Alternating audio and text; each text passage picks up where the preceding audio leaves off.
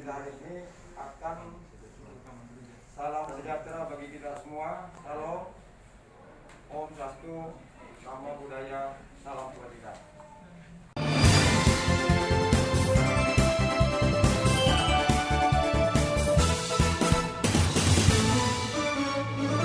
Halo, Om Swastiastu, Namo Buddhaya, salam kebajikan. Ya, pada siang hari ini saya selaku Kasubdit Pemnas Humas Polda Sulsel akan menyampaikan konferensi pers tentang situasi Kamtipmas saat ini. Informasi yang dapat kami sampaikan terkait dengan pelaksanaan penanganan dan bantuan kemanusiaan saat pasca terjadinya bencana lahar banjir ini. Baik, kami akan serahkan kepada Bapak Kapolres untuk melanjutkan. Baik, seperti yang sudah kita ketahui bahwasannya bencana alam ini terjadi pada tanggal 13 Juli 2020 ya. Itu terjadi hujan kira-kira siang hari pukul 14.00 sampai dengan kira-kira pukul 22.00. Bencana ini mendapat 36 desa. Jadi ada 36 desa yang terdampak bencana banjir bandang di wilayah Luwu Utara ini ya. Dari 36 desa itu merupakan dampak meluapnya Sungai Rada, setelah itu Sungai Masamba dan juga Sungai Rongkong. Akibat banjir bandang ini ada beberapa infrastruktur yang rusak ataupun yang terendam banjir sehingga mengalami kendala dalam aktivitas masyarakat sehari-hari. Di antaranya ada Jalan Trans Sulawesi, setelah itu kantor pemerintahan ada 8 unit, sejak bupati dan wakil bupati, sekolah dan lain sebagainya. Ada juga fasilitas umum meliputi Taman Sulikan dan juga ada Taman Pintar di situ yang terdampak banjir. Setelah itu ada pasar tradisional juga, ada satu pasar tradisional yang terdampak banjir, ada lahan persawahan dan juga ada jembatan yang mengalami kerusakan ya. Jadi sampai saat ini belum bisa dilewati oleh lalu lintas sebagaimana mestinya, sehingga masih menggunakan jalur alternatif. Tapi saat ini kami sedang melakukan upaya ataupun kegiatan-kegiatan untuk bisa jalan tersebut digunakan kembali. Dari pemerintah daerah dibantu sama TNI dan Polri dalam melakukan upaya-upaya tersebut. Adapun fakta-fakta di lapangan sampai saat ini yang terdeteksi meninggal dunia adalah sebanyak 38 orang. Ya, 38 orang meninggal dunia, 4 belum teridentifikasi. Setelah itu ada sementara korban luka sebanyak 106 orang. Korban luka dan yang hilang, dilaporkan hilang sampai dengan saat ini ada 7 orang ya yang dilaporkan hilang. Kerugian material kami masih memperkirakan kerugian material adalah lebih kurang 50 miliar. Sedangkan jumlah masyarakat yang terdampak atau jumlah pengungsi adalah lebih kurang 3.627 kakak atau sekitar 14.000 jiwa. Ya. Ada beberapa titik pengungsian di sini di wilayah Luwu Utara yang terdampak banjir. Ya, di antaranya adalah di Desa Meli, setelah itu di Desa Rada. Ada juga yang di wilayah Kecamatan Masamba dan juga di beberapa tempat di perumahan-perumahan masyarakat yang tidak terdampak banjir. Ya. Di sini kami juga dibantu oleh personil-personil TNI dan Polri yang berada di luar Kabupaten Luwu Utara. Di antaranya dari Satrimob, setelah itu dari Batalion 721, ya. Ada beberapa juga dari rekan-rekan relawan. Adapun kegiatan-kegiatan yang kami laksanakan adalah untuk personil yang di BKU-kan di sini, selain kita memberikan pelayanan berupa pengaturan lalu lintas karena jalan Trans Sulawesi belum bisa dipergunakan sebagaimana mestinya, kami juga melaksanakan pembersihan fasilitas umum. Jadi kami prioritas dulu fasilitas umum, ya. Yang pertama adalah jalan Trans Sulawesi, setelah itu tempat-tempat ibadah, kantor-kantor pemerintah yang terdampak, ya. Setelah itu baru nanti tempat-tempat atau pemukiman masyarakat. Apabila semua fasilitas umum ini sudah kita bersihkan. samping itu juga kami dari pemerintah daerah dibantu dengan TNI Polri juga meninjau lokasi-lokasi banjir dan juga lokasi-lokasi di mana titik pengungsian tersebar di wilayah Kabupaten Luwu Utara ini. Ya. Selain dari upaya-upaya tersebut, ada juga beberapa titik dapur umum.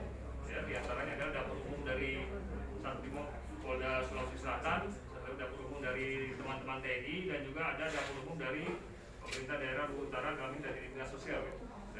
Ya. Di samping itu juga kami menyiapkan water treatment. Water treatment itu adalah unit mobil yang memproses air dari air itu tidak bisa dikonsumsi, diproses dalam mobil itu sehingga bisa dikonsumsi. Itu disiapkan oleh teman-teman dari Satrimo Polda Sulsel dan dibagi-bagikan kepada masyarakat. Sama seperti dapur umum itu yang memproduksi lebih kurang 3.000 paket nasi ataupun makanan siap saji disebar ke tempat-tempat masyarakat yang mengungsi. Di samping itu juga ada posko di BPBD. Ya, di situ kami dropping seluruh logistik di drop ke posko BPBD tersebut atau di mana pusdalab ya, sehingga nanti akan didistribusikan oleh pemerintah daerah ya, karena dalam kondisi seperti ini pemerintah daerah menjadi ketuanya, sedangkan kami dari TNI Polri adalah membantu pelaksanaan kegiatan tersebut.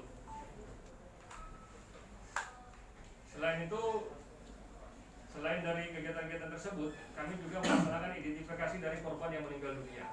Identifikasi tersebut dilakukan oleh tim DVI Polda Sulawesi Selatan, ya, mengidentifikasi korban-korban yang meninggal dunia yang ditemukan akibat banjir ini. Ya, tentunya kami melaksanakan pencarian ya dari TNI, Polri dan juga Basarnas serta teman-teman dari relawan ataupun potensi-potensi SAR yang lainnya. Ya. Di samping itu teman-teman sekalian, dari Polda Sulawesi Selatan juga menerjunkan tim trauma healing. Ya. Tim trauma healing dari Polda Sulsel ini adalah upayanya merupakan pemulihan psikologi dari warga yang terdampak bencana banjir bandang ini, sehingga warga tersebut bisa beraktivitas kembali ya setelah dilaksanakan kegiatan trauma healing dan bisa melaksanakan kehidupan seperti sebelumnya, diupayakan seperti itu. Selain itu teman-teman sekalian, dari tim Polri, dari Bareskrim juga Polda Sulawesi Selatan, kami tengah melakukan pengumpulan bahan keterangan.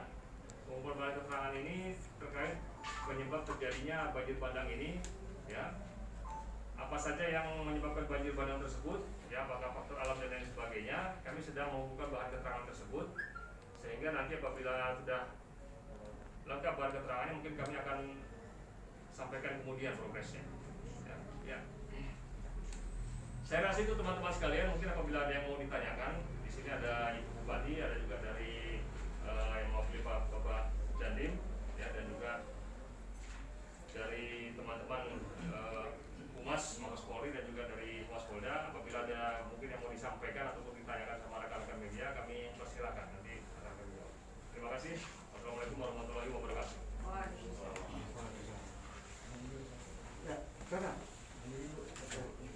Bupati Utara mungkin terkait dengan pasca banjir ini masalah persiapan lahan untuk relokasi pengungsi, apakah sudah ada disiapkan atau belum? Kedua Bu, juga mungkin terkait dengan status lahan hunian sementara, apakah dalam bentuk pinjam pakai atau sewa? Yang ketiga Bu, anggaran yang disiapkan untuk pembangunan hunian sementara ini. Baik, terima kasih atas pertanyaan. Yang pertama mengenai lahan untuk hunian sementara. Nah, ini sudah disiapkan, bahkan sudah dibangun, beberapa sudah dibangun dan selebihnya sementara dalam pembangunan. Nah, kemudian kalau statusnya ini pinjam pakai karena namanya juga hunian sementara, dan cukup banyak warga kita yang bersedia untuk memberikan lahannya untuk dijadikan tempat hunian sementara. Sedangkan terkait dengan hunian tetap, kami masih dalam proses konsolidasi data dari berbagai assessment, terutama dari teman-teman dari Dinas PRKP 2, untuk memastikan berapa rumah dalam kondisi rusak berat, rusak sedang, kemudian rusak ringan, kemudian berapa rumah yang berada di daerah bantaran sungai yang tidak bisa ditawar, harus direlokasi karena ini mengingat penanganan jangka panjang, terutama normalisasi sungai. kemudian antisipasi kemungkinan terjadinya banjir susulan. Terkait dengan lahan untuk huntap, jadi pemerintah daerah punya 2 lokasi, satu yang ada di Dusun Porodoa di Desa Mapideceng. Di sana ada kurang lebih 12,9 hektar. Kemudian yang satunya kami siapkan di daerah Kamiri, di dekat lahan gedung olahraga ya, dan Islamic Center, ini kurang lebih 14 hektar. Dan tentu saja ya tidak untuk huntap ini kami bekerja sama dengan Kementerian PUPR, terutama di dalam pembangunan rumahnya. Nah, terkait besarannya, berapa anggarannya, tentu saja akan sangat bergantung pada jumlah rumah yang akan direlokasi. Saya kira. Bu, bagaimana upaya antisipasi banjir yang terjadi di Luwu Utara jangan berlanjut seperti terus-menerus seperti itu? Ada Ya. upaya pemerintah Kabupaten Luwu Utara? Sebenarnya yang selama ini kami aktif sampaikan adalah upaya mitigasi. Bahkan Pemda Luwu Utara telah menyusun rencana kontingensi untuk bencana alam, banjir dan longsor. Mengingat Kabupaten Luwu Utara memang telah diprediksi sebagai daerah yang rawan banjir. Mengingat kami ini dikelilingi oleh 8 sungai besar dan berada memecah atau membelah Kabupaten Luwu Utara. Nah, oleh karena itu upaya yang ke depan tentu saja adalah mendorong mitigasi. Ya, dan mitigasi ini atau pencegahan ini salah satunya meminta supaya warga tidak lagi bermukim di wilayah-wilayah bantaran sungai atau membuat pemukiman di wilayah bantaran sungai. Nah, kemudian yang lain, upaya yang lain adalah upaya adaptasi.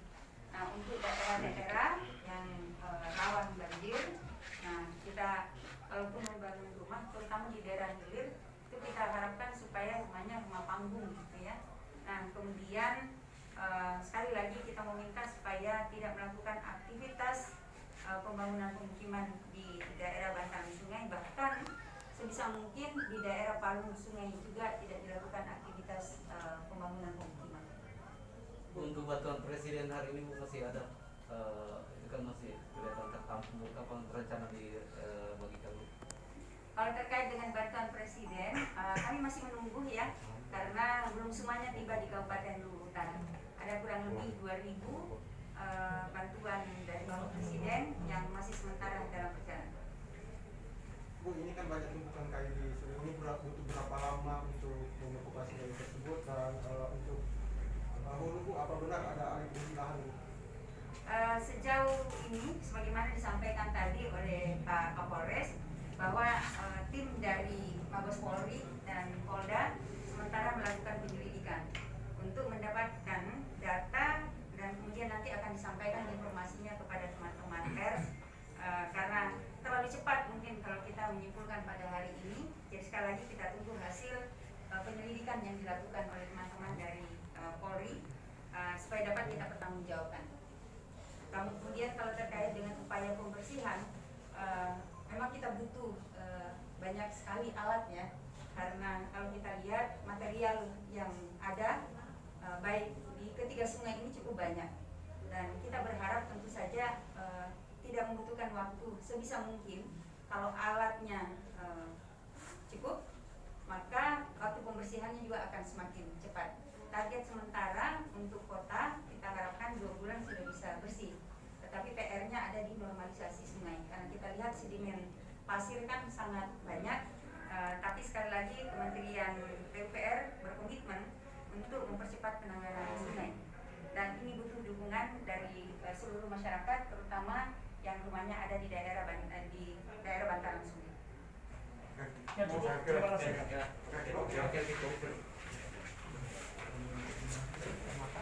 Terima kasih banyak.